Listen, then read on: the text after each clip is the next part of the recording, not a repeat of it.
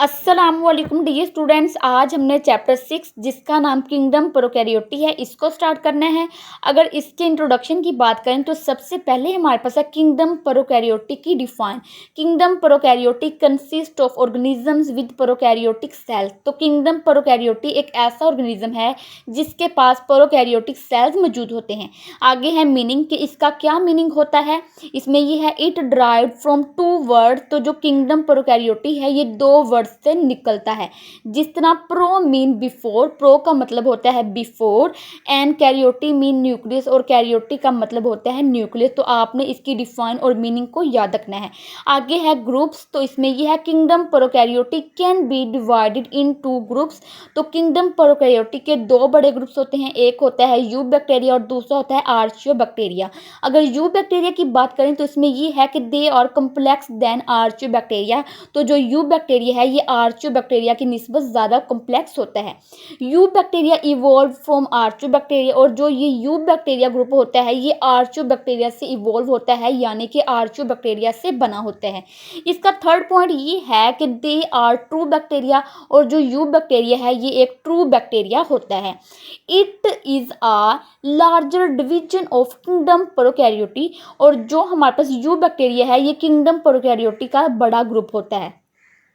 It has peptidoglycan in their cell wall और eubacteria की cell wall के अंदर पेप्टाइडोग्लाइकेन मौजूद होता है। तो आपने यू बैक्टीरिया के बारे में ये 5 पॉइंट्स याद रखने हैं। आगे हमारे पास किंगडम प्रोकैरियोटी का दूसरा ग्रुप है archaebacteria. They are simple of all prokaryotes और जो आर्चियो बैक्टीरिया है ये तमाम प्रोकैरियोट्स में सबसे ज़्यादा सिंपल होता है। Archaebacteria are most primitive prokaryotes और जो आर्चियो बैक्टीरिया ये सबसे पुराना प्रोकैरियोट होता है। It has smaller division of kingdom prokaryotae और ये किंगडम प्रोकैरियोटी का छोटा ग्रुप होता है। It has lack of peptidoglycan in their cell wall और आर्चियो बैक्टीरिया की सेल वॉल के अंदर जो पेप्टाइडोग्लाइकेन है ये एब्सेंट होता है। स्टूडेंट्स आपने आर्चियो बैक्टीरिया और यू बैक्टीरिया के बारे में ये पॉइंट्स याद रखने हैं। तो स्टूडेंट्स यहाँ तक तो हमारी बात क्लियर हो चुकी है कि किंगडम प्रोकैरियोटी क्या होता है और इसके दो बड़े ग्रुप्स यानी कि यू बैक्टीरिया और आर्चियो बैक्टीरिया क्या होते हैं। आगे हमारे पास है डिस्कवरी ऑफ बैक्टीरिया कि बैक्टीरिया की डिस्कवरी किस तरह हुई और किन किन साइंटिस्ट ने बैक्टीरिया की डिस्कवरी में अहम काम किया था। कंट्रीब्यूशन ऑफ ल्यू वैन होक। तो ये पहला साइंटिस्ट था जिसने बैक्टीरिया की प्रेजेंस के बारे में रिपोर्ट किया था।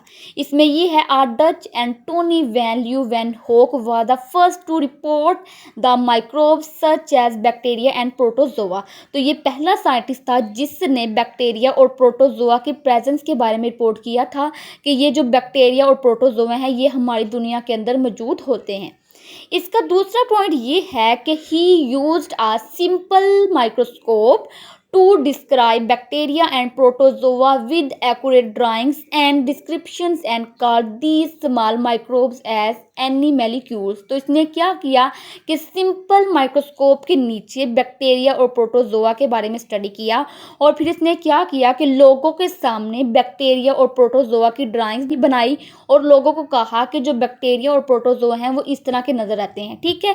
और फिर इसने क्या किया, ये जो बैक्टीरिया और प्रोटोजोआ हैं जिनको हम माइक्रोब्स कहते हैं इसने इन माइक्रोब्स को एनिमेलिक्यूल्स का नाम दे दिया। तो आपने याद रखना है कि जो हमारे पास ल्यू वैन होक है इसका क्या काम था। आगे है कंट्रीब्यूशन ऑफ लुइस पास्चर कि इसने क्या काम किया था। He confirmed the presence of microbes. तो इसने माइक्रोब्स की मौजूदगी के बारे में कंफर्म किया था कि वाकई ही माइक्रोब्स हमारी दुनिया के अंदर मौजूद होते हैं या नहीं होते हैं। आगे हमारे पास है डिस्कवरीज कि लुइस पास्चर की जो मेन डिस्कवरीज हैं वो क्या थी। इसमें फर्स्ट पॉइंट ये है कि he made many discoveries in field of medicine and microbiology. तो इसने मेडिसिन और माइक्रोबायोलॉजी में बहुत सी डिस्कवरीज की थी। जिस तरह he develop the technique of vaccine for disease anthrax. Anthrax यानी कि जानवरों की बीमारी को कहते हैं, फाउल कोलरा हैजे की बीमारी को हम कोलरा कहते हैं, एंड रेबीज और पागल कुत्ते के काटने की वजह से रेबीज की बीमारी होती है। तो इसने इन बीमारियों के लिए वैक्सीन को डिवेल्प किया था। आगे हमारे पास इसकी जो दूसरी मेन डिस्कवरी थी वो ये थी कि he also contribute in the development of pasteurisation and fermentation industries. तो इसने फर्मेंटेशन और पास्चराइजेशन के प्रोसेस में भी बहुत ही ज़्यादा डेवलपमेंट की थी। आगे हमारे पास ये है कि he prove that the micro organisms could cause disease, तो इसने ये भी कहा था कि जो माइक्रो ऑर्गेनिजम्स होते हैं ये बीमारियों को फैलाते हैं, यानी कि बीमारियों के फैलने की वजह बनते हैं। तो आपने लुईस पास्चर की इन 3 मेन डिस्कवरीज को एज अ शॉर्ट क्वेश्चन याद रखना है। आगे कंट्रीब्यूशन ऑफ रॉबर्ट कोच, के रॉबर्ट कोच ने क्या काम किया था, तो इसने बेसिकली 3 बड़े काम किए थे।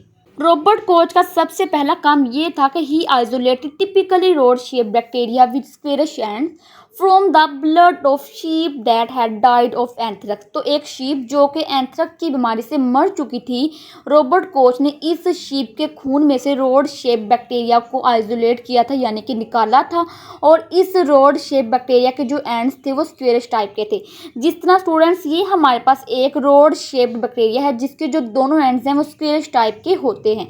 तो आपने ये बात याद रखनी है कि रॉबर्ट कोच ने एक मरी हुई शीप के खून में से रोड शेप्ड बैक्टीरिया को डिस्कवर किया था। आगे हमारे पास रॉबर्ट कोच का दूसरा मेन काम ये था, ही formulated germ theory of disease. तो इसने जर्म थ्योरी ऑफ डिजीज को भी फॉर्मुलेट किया था and also formulated 4 postulates which are the main pillars of the germ theory of disease। और ऐसे 4 postulates जो कि जर्म थ्योरी ऑफ डिजीज के मेन पिलर्स थे, इन postulates को भी इस साइंटिस्ट ने ही फॉर्मुलेट किया था। अगर postulates की बात करें तो इसमें ये है, specific organism can always be found in association with the given disease, यानी कि जो एक बीमारी है वो हमेशा ही एक स्पेसिफिक ऑर्गेनिज्म के साथ जुड़ी होती है। ठीक है, आगे स्टूडेंट्स हमारे पास इसका जो दूसरा मेन postulate था वो ये था, the organism can be isolated and growth in pure culture in the laboratory, यानी कि उस बीमार ऑर्गेनिज्म में से अगर हम सैंपल को लेंगे तो वो सैंपल प्योर कल्चर के अंदर ग्रोथ करेगा। तीसरा पोस्टुलेट ये है कि the pure culture will produce the disease when inoculated into susceptible animal, यानी कि जब इस प्योर कल्चर को एक एनिमल के अंदर इनोकुलेट यानी कि दाखिल किया जाएगा तो ये प्योर कल्चर उस एनिमल के अंदर भी बीमारी को फैला देगा और उस एनिमल को इन्फेक्ट कर देगा। It is possible to recover the organism in culture from experimentally infected animal, और जब ये एनिमल इन्फेक्ट हो जाएगा तो इस इन्फेक्टेड एनिमल से जब हम सैंपल को लेके प्योर कल्चर में रखेंगे तो वो सैंपल प्योर कल्चर में ग्रो करेगा। आगे हमारे पास इसका तीसरा काम ये था कि Koch and his colleagues develop many techniques. तो कोच और इसके कोलीग्स ने बहुत सी टेक्निक डिवेल्प की थी, जिस तरह inoculation, isolation, media preparation, maintenance of pure culture, preparation of specimen for microscopy examination. तो स्टूडेंट्स ये हमारे पास कुछ टेक्निक्स थी जो कोच और इसके कोलीग्स ने डेवलप की थी। तो स्टूडेंट्स ये हमारे पास था किंगडम प्रोकैरियोटी का सिंपल सा इंट्रोडक्शन। तो ये इंट्रोडक्शन बहुत ही वीआईपी है क्योंकि आपको इसमें से 1 या 2 शॉर्ट क्वेश्चन जो है वो ज़रूर आएंगे। ओके जी, अल्लाह हाफिज़।